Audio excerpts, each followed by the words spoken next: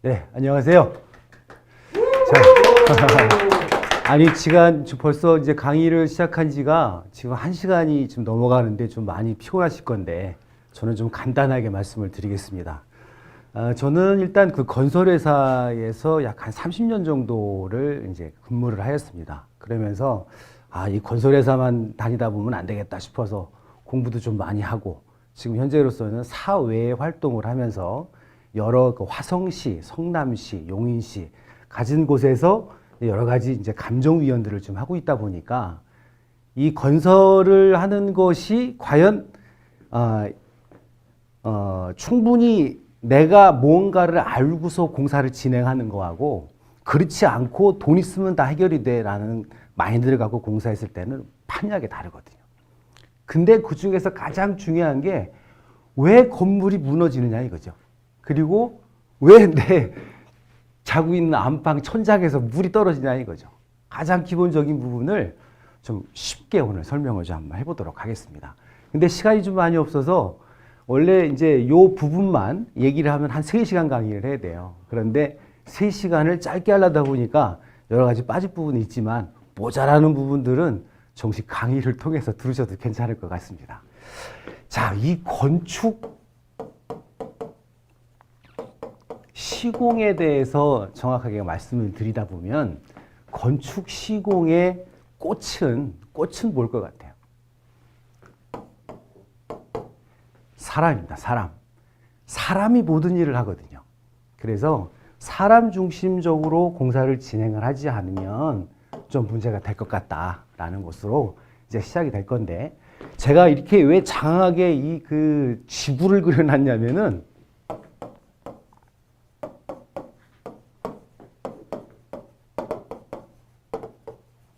베스 오브 빌딩입니다. 왜 건물이 무너지느냐, 왜 죽느냐는 뜻이죠. 그래서 건물이 무너지는 이유가 총 8가지를 말씀을 드릴 건데 첫 번째는 우리 지구의 4대 원소가 뭐예요? 지구의 4대 원소. 물이 있겠죠. 그 다음에 또 뭐가 있겠죠? 불이 있겠죠, 불. 그리고 저 밑에 우리가 지금 이렇게 딛고 있는 데가 땅이, 흙이 있겠죠, 흙. 그리고 위에는 뭐가 있겠습니까? 공기 또는 바람이 되겠습니다. 바람. 요게 지금 지구의 4대 원소거든요. 근데 이 지구의 4대 원소를 잘만 이용을 하면 건물이 아주 좋게 되고요. 이 친구들을 완전히 등한시가 되면 물이 새고 균열이 가가지고 망가지는 거예요. 자, 일례적으로 물은 어떻게 돼요? 지하 수위가 항상 있지 않습니까? 그리고 항상 비가 오고. 그럼 어떻게 돼요? 건물에 조금이라도 틈이 생기면 그쪽으로 어떻게든 물이 들어오니까 이 물을 막아야 되겠다. 물이 계속해서 균열을 따라서 물이 들어오게 되면 바로 그게 데스 오브 빌딩의 하나의 요인이 되는 겁니다. 그리고 불. 이번에 뭐 화재 사건 많이 났었죠. 화재 나면 이제 끝난 거예요. 이미 거기는 더 이상 건드릴 수 없기 때문에 철거를 하고 다시 하지 않으면 안 되는 거예요. 왜냐하면 건물 속 안에는 철근이 있기 때문에 철근이 일단 불을 먹으면 끝나는 거예요. 그리고 흙이 건물을 아무리 잘 지어놓으면 뭐합니까? 땅이 흔들리는데 이번에 경주 지진 지난 2016년도가 지진이 났었는데 한 번 한 5.8 정도의 리터 기진이 났을 때 약간 5,000동 정도의 건물이 무너져 버렸거든요. 그리고 가장 중요한 게 이게 바람인데요. 이제 우리 소규모 건축도 뭐 이것도 당연히 생각을 해야 될 부분인데 우리 롯데월드 2 타워가 555m입니다. 555m에 123층인데 그게 최꼭대기에 갔을 때 얼마가 흔들릴 것 같아요? 약 한 1m 정도가 흔들립니다. 63빌딩은요? 63빌딩은 약 한 60cm가 왔다 갔다 합니다. 근데 이게 우리는 느끼지는 못해도 태아는 느낀답니다. 그래서 신혼부부들이 초고층에 살면은 안 되는 거예요. 그래서 그런 부분들이 이제 논문에도 많이 나오긴 하는데 참고로 알고 계시고요. 자, 요 4가지를 얘기했습니다. 자, 그 다음에 5번째가 뭐냐면은 바로 중력에 의한 작용 때문에 건물이 무너집니다. 자, 중력이라는 건 뭐예요? 이 건물을 지을 때 건물의 무게를 얘기하는 거예요. 건물의 무게가 너무 많이 나가면 땅이 연약 지반이기 때문에 무너지는 경우가 많이 있겠죠. 중력에 대한 부분이 크게 고정하중이라는 게 있어요. 건물의 하중, 그 다음에 이동하중. 뭔가 사람이 왔다 갔다 하고 뭐나 이런 여러 가지 무거운 것들을 갖다 놓으면 그 무게 때문에 건물의 편심하중을 먹어서 그쪽으로 균열이 간다. 그 다음에 설하중. 전에 2016년도인가 그러니까 마우나리조트에서 습설 때문에 습설이 그 체육관 위에 쌓여가지고 많은 사람이 이제 그 부산 외대 학생이 사망을 좀 했었죠. 그리고 이런 부분들에 대해서 또 한 가지 이제 6번째입니다. 6번째는 뭐냐면은 진동이라는 게 일어나는데요. 진동이라는 거에서 가장 크게 하나 가지 있다면 뭐가 있을까요? 바로 지진이죠, 지진. 지진이 일어나서 균열이 건물이 또 무너지는 경우도 있고, 그 다음에 공명이라는 게 있고, 피로 강도 때문에 무너지는 경우가 있어요. 이것도 여러 가지 요소가 있긴 하지만 이거 얘기하면 장황하게 또 여러 가지 비하인드 스토리가 있으니까 이거는 다음 기회에 얘기하는 걸로 하고, 그리고 이제 7번째가 있는데 이런 것 때문에 건물에 변형이 일어나게 되는 거죠.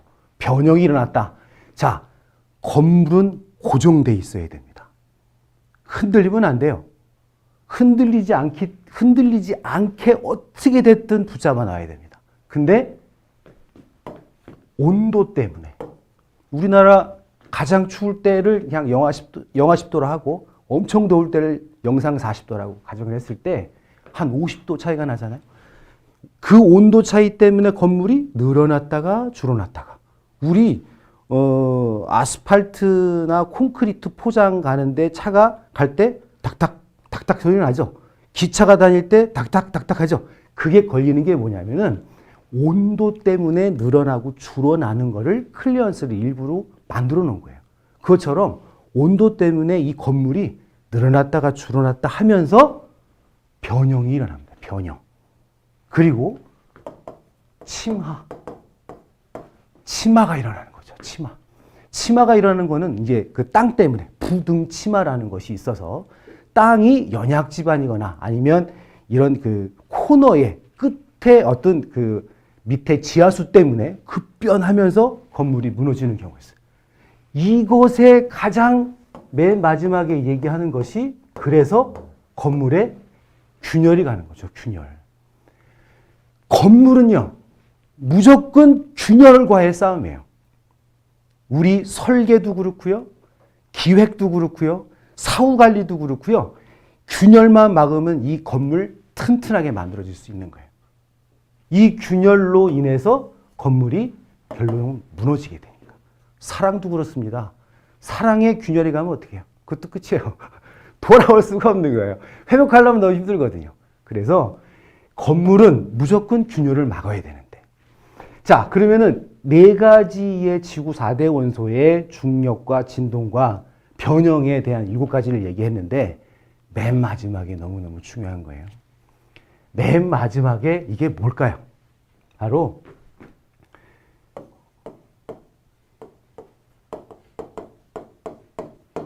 휴먼 에러입니다. 휴먼 에러. 지금까지는 건축 시공 공학을 얘기를 했어요. 그렇지만 이 휴먼 에러는 제가 지금 인간 공학을 얘기를 하는 거예요. 인문학을 얘기하는 겁니다. 아까 처음에 얘기했던 것이 건축 시공은 사람이 하는 거라고 했습니다. 이 사람이 자가 혼자는 서 있지 못하거든요.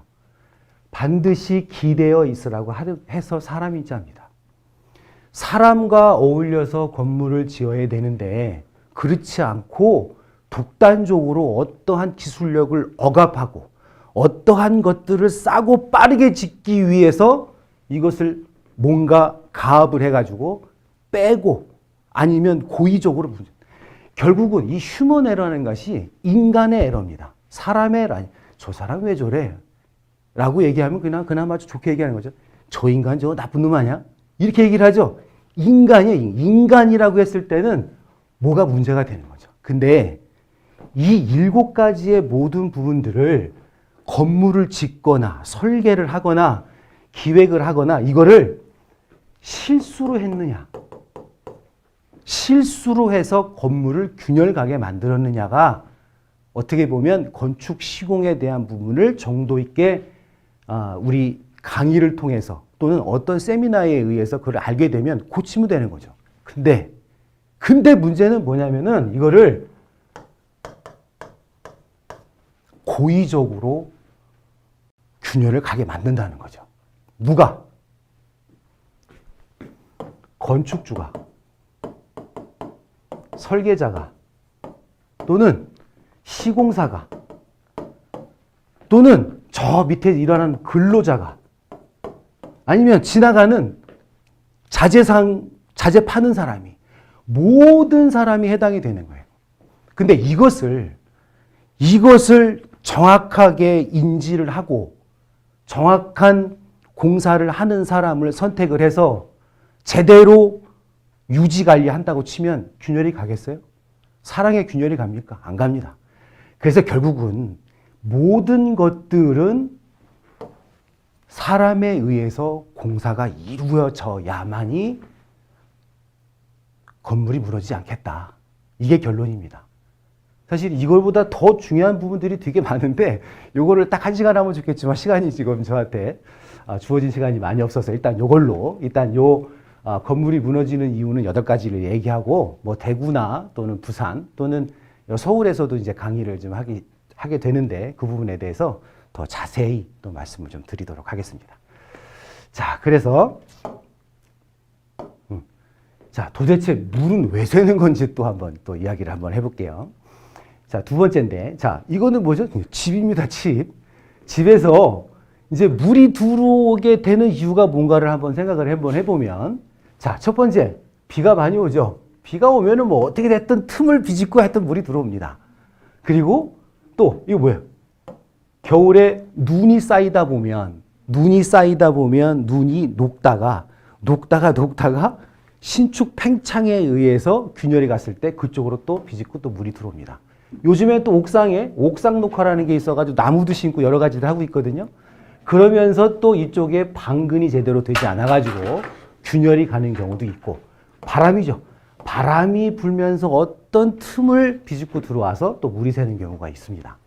그리고 또 내부에서 물을 사용을 하다가 물 사용한 부분이 이쪽에서 저쪽으로 넘어간, 그러니까 화장실에서 안방으로 넘어가는 경우도 있을 것이고요. 자, 지하수로 인해서 물이 유입되는 경우가 있는데, 잘 한번 보세요. 여기서 되게 중요하게 얘기가 나옵니다. 자, 물이 있어요. 물이 안으로 들어와요. 물이 새는 거죠. 누수입니다. 자, 공기가 있어요. 공기가 안으로 들어옵니다. 누수일까요? 누수가 아닐까요? 누수입니다. 누수. 이게 가장 중요한 겁니다. 이게 바로 결로하고 연관이 됩니다. 결로가 연관이 되는데 뒤에 가서 설명을 좀 드리도록 하겠습니다. 자, 물은 이 3가지의 요소로 물이 새게 되는데요. 이 중에 어느 한 가지라도 없으면 물은 새지 않습니다. 자, 보십시오. 자, 물이 있고 틈이 있는데, 다시 말해서 금이 있는데, 크랙, 균열이죠. 균열이 있는데 외부에서 내부로 들어오려는 힘이 없어요. 물이 셀까요? 안 셀까요? 안 셉니다. 물이 안 새요. 압력이 없으면. 자, 물은 있고 압력은 있는데 균열이 없어요. 우리가 하려고 하는 가장 근본적이고 이상적인 건물이 틈이 없는 건물이 되는 거죠. 틈이 없는 건물. 이 건물을 우리가 만들려고 이렇게 노력을 하는 부분인데, 틈이 없으면 역시나 물은 새질 않습니다. 압력과 틈은 있는데 물이 없다. 우리나라에서는 가능하지가 않죠. 사우디면 또 모를까. 이래서 이 3가지에 대한 3대 요소 중에 어느 하나만 없으면 물은 새질 않는데, 거의 대부분 이 물과 압력은 존재하기 때문에 우리는 균열에 대한 싸움을 계속 진행을 해야 된다는 거죠. 그래서 그 물은 이렇게 크게 4가지로, 흡수에 대한 부분에 대해서 누수, 세굴에 대한 누수, 균열 누수, 결로 누수가 이렇게 정의를 내리고 있습니다.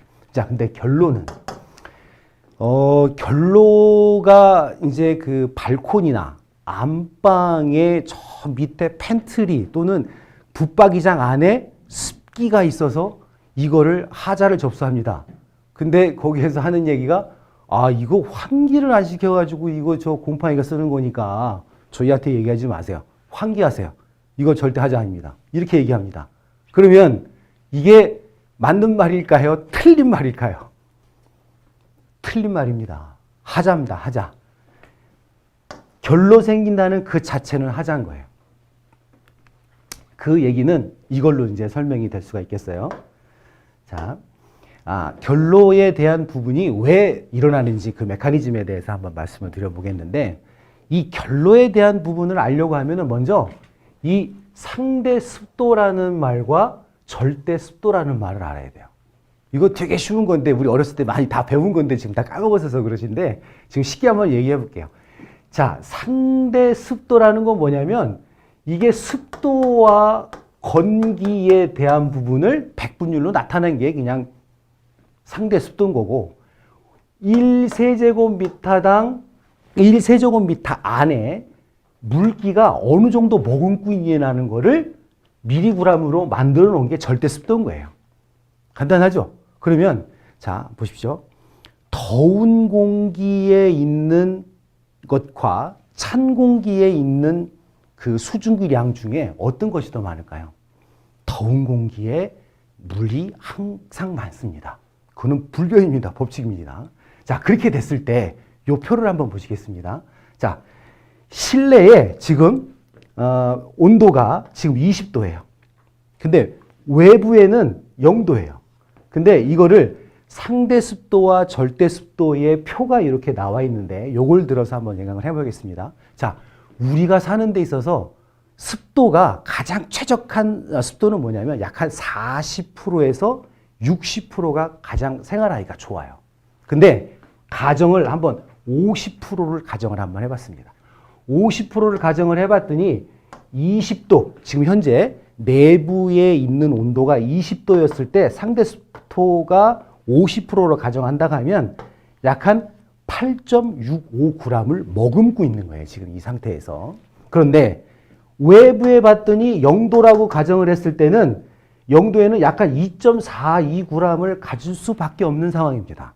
이건 정해진 거예요. 그런데 자, 만약에 여기에 단열을 완전히 잘해가지고 아주 기밀하게 정밀하게 공사를 진행을 해서 외부하고 내부를 정확히 차단했다고 하면 어떻게 돼요? 이 벽체의 온도는 똑같이 20도가 됐었겠죠. 근데 20도가 안 되고 단열이 안 되고 뭔가 구멍이 있고 균열이 있고 단열재가 제대로 되어 있지 않으니까 처음에 20도였다가 벽 쪽으로 가다 보니 19도, 18도, 17도, 16도 이렇게 가더니 벽체 온도가 8도가 딱 되는 거예요.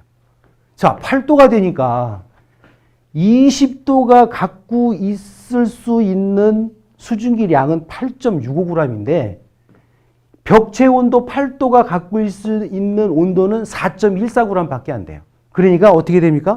이렇게 뚝 떨어지면서 8.65g에서 4.14g을 빼니까 4.51g이 이렇게 벽체 표면에서 물기로 흘러내리는 거예요. 하자예요, 하자 아니에요? 하자예요, 하자. 하자입니다. 이거는 법원 감정에서도 분명히 하자는 이 결론은 하자라고 판정이 난 겁니다. 그래서 이 부분에 대한 것을 근거로 해서 선생님들이 강의를 보시고 이 자료 때문에 나는 저 하자 접수를 한 겁니다. 왜 하자 하나 주세요. 그러면 꼼짝없이 하자를 받을 수밖에 없는 상황이 되는 거죠. 자, 이렇게 해서 이제 물이 새게 되면 그거에 대해서 원인을 우리가 이제 파악을 하고 그거에 대한 대책을 강구를 해야 될 건데 간단하게만 만들었어요. 간단하게 만들었는데 이제 그 다음에 본격적으로 이제 강의가 진행이 되면 거기에 사례를 들어서 아주 정확하게 디테일하게 공사를 이제 어떻게 해야 된다는 거를 얘기를 할 건데 간단하게 얘기를 해보면 공법이라는 게 뭐냐면 당연히 방수공법이 되겠죠. 방수공법 중에서 선생님들 요거 잘 적으세요. 이거 건축사님들도 많이 틀려요. 틀립니다. 다른 게 아니에요. 틀리는데 왜 틀리느냐? 바로 요거 때문에 그래요. 시멘트 액체 방수를 외부에다가 설계를 하는 거예요. 시멘트 액체 방수는 무조건 햇빛에 노출되는 부분은 절대 방수에 사용을 해서는 안 됩니다. 왜 그러냐면 시멘트 액체 방수, 말 그대로 물과 액체에 대한 부분을 시멘트하고 교반을 해서 시공을 하게 되면 그것이 시간이 지나면 지날수록 물이 차지하고 있는 그런 공극들이 날아가면서, 다시 말해서 이렇게 콘크리트 최적이 있다 그러면 여기에는 시멘트가 있고 공기가 있고 뭐 자갈이 있고 여러 가지 있는데 이런 부분들이 날아가면서 이렇게 균열이 가거든요. 균열 가는 쪽에서 또 무조건 물이 들어오기 때문에 액체 방수는 무조건 하면 안 된다는 거죠. 그럼 어디다 합니까? 지하에다가. 햇볕에 노출이 안 되고 어떤 내부에 있을 때는 액체 방수를 해도 돼요. 근데 액체 방수 하나만으로도 안 됩니다. 왜냐하면 건물이 미세하게 움직이니까.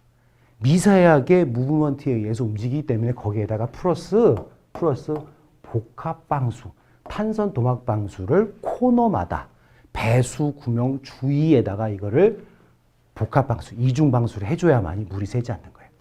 다세대, 다중, 다가구, 공동주택, 아파트 모든 부위에는 만약에 액체 방수를 시공했다가 하면 요 탕성 까맣게 생긴 거 있어요. 까맣게 생긴 걸들을 도막이라고 하는데 얘는 무조건 딱 굳어버리면 끝나는데 거기에 물렁물렁한 거를 주변에 돌려줘서 이게 혹시나 균열이 가도 늘어났다가 줄어났다 할 수 있는 방수의 보강이라고 생각을 하시면 돼요. 이거 하지 않으면 딱 3년 후에 물이 셉니다. 100%입니다. 이거 반드시 기억을 해주시면 될 것 같고요. 자, 구조체. 구조체는 말 그대로 뼈다구 공사입니다. 뼈대 공사죠. 제가 이제 다음 공사 이제 본격적으로 이제 강의를 진행하게 되면 어떤 거를 이야기를 할 거냐면 기초 공사와 그 다음에 구조체 공사 그리고 거기에 조적과 방수 그 다음에 미장 이거를 얘기를 할 건데요. 요게 한 이제 2주차에 걸쳐서 공사를 진행할 건데 여러분들은 이 강의를 만약에 들으시면은요. 모르긴 몰라도 한 10억은 벌어가시는 거예요. 제가 다른 데도 강의를 많이 하면서 이거를 구체적으로 이야기를 하면은 모르긴 몰라도 그분들이, 선생님들이 아, 정말 이런 것 때문에 물이 샜고 이런 것 때문에 타일이 떨어졌구나. 라면서 너무너무 감사드린다고 이제 그런 얘기를 많이 하시더라고요. 실제로 한번 들어보시면 정말 그럴 겁니다. 그래서 구조체는 말 그대로 아주 수밀하게 균열이 없이 콘크리트를 타설을 해야 된다는 것. 그리고 요거 하나. 누수시험이야. 누수시험. 누수시험이라는 거는 방수를 하고 나서 반드시 시험을 해야 되는 거예요. 왜? 공사를 진행을 했는데 그 이후에 방수하시는 분들이 방수만 해놓고 딱 빠져나갑니다. 그러면은 그 이후에 누가 붙냐면은 타일 붙이시는 분이 와서 타일을 하세요. 근데 바닥에 벽체에 방수한 거하고 상관없이 그분들은 타일만 붙이기 때문에 그 방수층이 깨지거나 말거나 균열이 가거나 말거나 자기 일은 이 타일 붙이는 거기 때문에 그냥 마음 놓고 그냥 타일만 붙이다. 그러다 보면 어떻게 돼요? 주변에 혹시나 망치를 떨어뜨리거나 뭔가 배수구 주변에 금이 가 있는 거를 확인을 못하게 되면 그쪽으로 물이 새는 거예요. 그러니까 반드시 방수 공사를 하고 나서 누수 시험을 약한 물을 담아놓고 한 3일 동안은 담겨놓고 그 밑에 층에 천장에서 이렇게 바라보는 거죠. 그럼 미세하게 물이 젖어 있으면 그건 누수인 거예요. 근데 딱 누수를 하는 시험을 한 거 딱 봐서 한 3시간 딱 담아놓고 천장에서 이렇게 하면 안 보입니다. 3일입니다. 3일. 3일을 담궈놓고 밑에서 봐야지 3시간 지나서 천장에서 보면 절대 안 보여요. 그렇게 누수 시험을 반드시 해야 되겠다. 요건 내용 한번 읽어보시면 될 것 같고요. 그래, 시공적인 요인. 시공적인 요인으로 들어가서는 이제 옥외 구간에는 옥상 난간 물구 기홈 설치. 이거 지금 이제 그림으로 장황하게 그려야 되는데 이거 이해하시려면 시간이 많이 걸리니까 하여튼 요것만 이 글자만 알고 있어도 혹시나 지금 건물을 짓고 계시거나 아니면 뭔가 계획을 해서 요거하고 상관없이 어떤 분야에 대해서 좀 알고 싶어 하시면은 옥상 난간 물꿈키 홈 인터넷 딱 쳐보시잖아요. 그림이 딱 나옵니다. 이렇게 콤비 콤비라는 것들이 딱 나와서 콘크리트 타설하면 이렇게 딱 떨어져 가지고 물이 외부에서 물이 들어올 때 이렇게 올라가다가 아이고 이렇게 떨어지거든요. 그래서 이것에 대한 부분이 물끊기 홈이라는 거예요. 이런 거를 인터넷 쳐보시면 쭉 나오고요. 시공 조인트 이것도 마찬가지로 인터넷 쳐보시면 자세히 나오니까 얘기를 그렇게 하면 될 것 같고, 그 다음에 요거 하나만 얘기를 하고 오늘 제가 준비한 거는 좀 끝내도록 하겠습니다. 잘 보세요. 요거 딱 저에서 제일 중요한 거. 자, 아까 단열재에 대해서 얘기를 했죠. 단열재 이음 요거 한번 얘기해 볼게요. 자, 제가 어디에 땅을 고상철 교수님이 추천을 해주셔가지고 아주 좋은 땅을 샀어요. 좋은 땅을 샀는데 딱 보니까 와, 밑에 아주 단단한 반석 위에 건물을 짓고 싶은데 땅도 아주 좋습니다. 자, 근데 땅에다가 건물을 딱 짓고 있는데 이 작업자가 하시는 말씀이 이거 봄, 여름, 가을, 겨울이 있는데 대충 그냥 빨리빨리 짓고 이거 건물 딱 팔아버리시죠. 이렇게 얘기하시는 분도 있고. 근데 거기에 딱 건축주가 얘기하면 저는 다른 거 다 필요 없어요. 물 새지 않고 쾌적하게 살 수 있는 아까 습도 40%에서 60%가 항상 유지될 수 있는 그런 건물 만들어 주세요. 어떻게 만드냐고요? 바로 이 단열재. 단열재만 잘 공사하면 돼요. 자, 단열재를 잘 공사해야 되는데 저 남부지방, 중부지방, 북부지방이 있어요. 거기에 열관류율이라는 어떤 법규가 있는데 어떤 데는 외부에 이렇게 100mm를 단열재를 붙여놓고 콘크리트를 타설해서 마감을 해라 라고 하는 이게 법으로 정해졌어요. 근데 얘가 만약에 100mm라고 했을 때 얘는 100mm 당연히 써요. 요즘에 이거 자재 속여가지고 하는 사람 많이 없습니다. 그런데 이 단열재를 어떻게 하길래 자꾸 왜 누수가 되냐? 단열재를 이렇게 딱 하나 붙였잖아요. 이게 100mm짜리야. 근데 100mm짜리를 또 이렇게 붙었어. 이렇게 또 이렇게 단열재를 붙였어요. 이쪽으로 다 공기가 이쪽에서 저쪽으로 다 통하는 거예요. 그 여기에다가 요식행위로 그냥 우레탄 폼이라는 걸 쭉 집어넣어가지고 또 하니까 우레탄 폼은 시간이 되니까 쪼그라들거든요. 빵꾸가 나. 그러니까 열 화산기로 딱 집어보면 여기가 펄해요. 펄해서 공기가 왔다 갔다 하는 거예요. 공기가 들어갔다 나왔다 하는 거는 아까 누수라고 했습니다. 결로의 가장 중요한 부분이에요.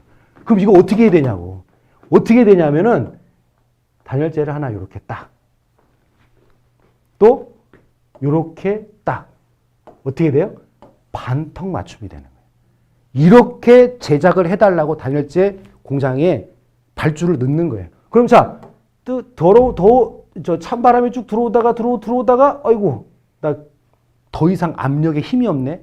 딱 말아진다고요. 그래서 이 반턱 이음을 하게 되면 정말 좋겠죠. 근데 어떻게 돼요? 이렇게 안 하려고 하는 사람이 많습니다. 왜? 자재비도 많이 들어가고 시공하기가 엄청 힘드니까. 자, 또 한 가지 방법은 뭐냐? 단열재를 원래 100mm짜리인데 100mm짜리가 아니라 50mm짜리를 딱 붙이는 거야. 50mm짜리 이렇게 붙입니다. 그리고 나서 여기에 50mm짜리를 또 이렇게 붙이는 거예요. 자, 똑같은 100mm이긴 하지만 이 맞춤 이음을 이렇게 교차시켜서 50mm 하게 되면 들어오기가 더 힘들겠죠. 그러니까 이 방법이에요. 반턱을 맞추거나 반턱 이음을 맞추거나 이렇게 교차해서 만드는 방법. 이 방법만 제대로 써도 정말 콧잔등 안 시리고 습기가 없는 그런 건물을 만들 수가 있는 거예요. 그래서 나머지 분들은 이제 정식적인 강의를 통해서 이제 말씀을 드릴 거고, 긴 시간, 약 한 2시간 동안 이제 강의를 들으신 것 같은데, 제가 준비한 건 여기까지니까 일단 제 웨비나 준비 자료는 이걸로 해서 정리하도록 하겠습니다. 감사합니다.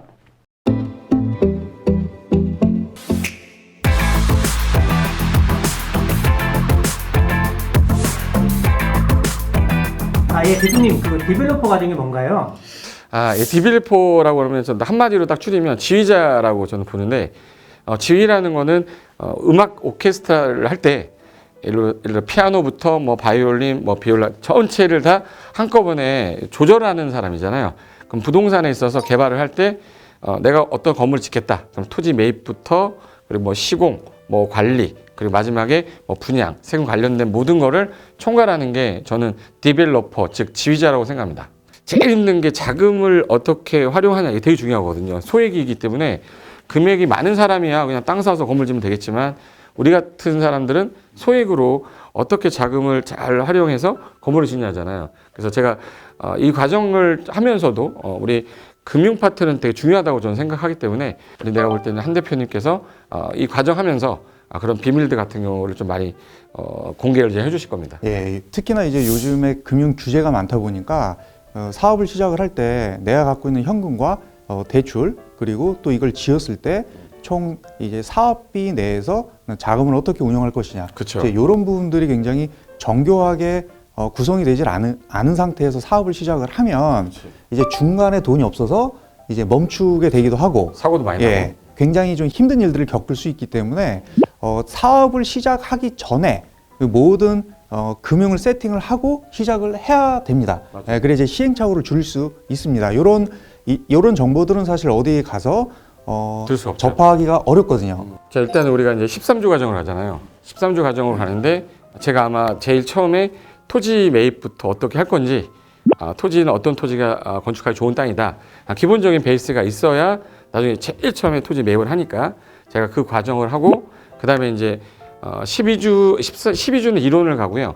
마지막에 이제 임장도 한 번을 가는데 시기를 봐서 일정한 시간이 딱 됐을 때 현재 공사 중인 현장 가서 임장도 하고 와서 거기서 수익률이라든지 이런 것도 계산할 건데 이번에 참여를 하시는 분들이 만약에 토지를 가지고 계시다면 이제 그 지번을 먼저 교육 시작 전에 이제 저희가 받을 겁니다. 그러면 요걸 가지고 저희 이제 건축사님께서 한 2주간에 걸쳐서 수강생이 예를 들어서 10명이다. 그럼 이 10개 토지를 가지고 다 분석을 해서 요런 토지들은 굉장히 좋은 케이스. 그리고 요런 케이스는 개발을 하면 수익을 별로 보기 힘든 케이스. 예, 요런 것들을 실제 자료화해서 요걸로 강의를 할 겁니다. 마지막에 또 강의가 끝날 때까지 저희가 보통 건축 계획안이라는 요 아웃풋을 저희가 드릴 건데요. 요게 이제 실제로 외부에서 어떤 건축사분한테 비용을 주고 하시면 요 안 하나당 한 200만 원 정도. 그렇죠. 그거 하나 값이 이 들어갈 수강료랑 겁니다. 똑같죠? 예, 한 2, 300 정도 들어가는데 그거를 저희가 만들어 드리고요. 굉장히 저희 쪽에 이제 세무에 대해서 질문을 해주시는 분들이 많이 계세요.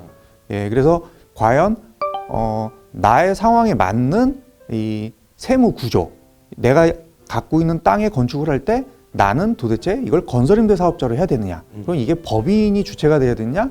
개인이 주체가 돼야 되느냐? 또는 내가 상속을 받은 땅 또는 증여를 받을 땅인데 내 형제들도 여러 명이 있고 도대체 이럴 때는 이걸 어떻게 해야 되느냐? 예, 건축을 하면서 이제 이런 부분들을 같이 도대체 어떻게 하는 게 효율적인지 예, 이런 부분에 대해서도 저희 강의를 듣는 이 도중에 저희가 다 분석을 해드립니다. 네. 그래서 저희는 완전 실전이기 때문에 본인이 어떤 건축을 준비하고 있다든가 또는 토지를 보유하고 있는데 도대체 어떻게 해야 될지 막연한 경우들 예, 이런 분들이 좀 수업을 들으시면 교육 과정에 참여를 하시면 좀 많은 도움을 좀 받을 수 있습니다. 네, 저희는 나홀로 건축 디벨로퍼 과정에서 뵙겠습니다. 자, 나중에 강의장에서 뵙겠습니다.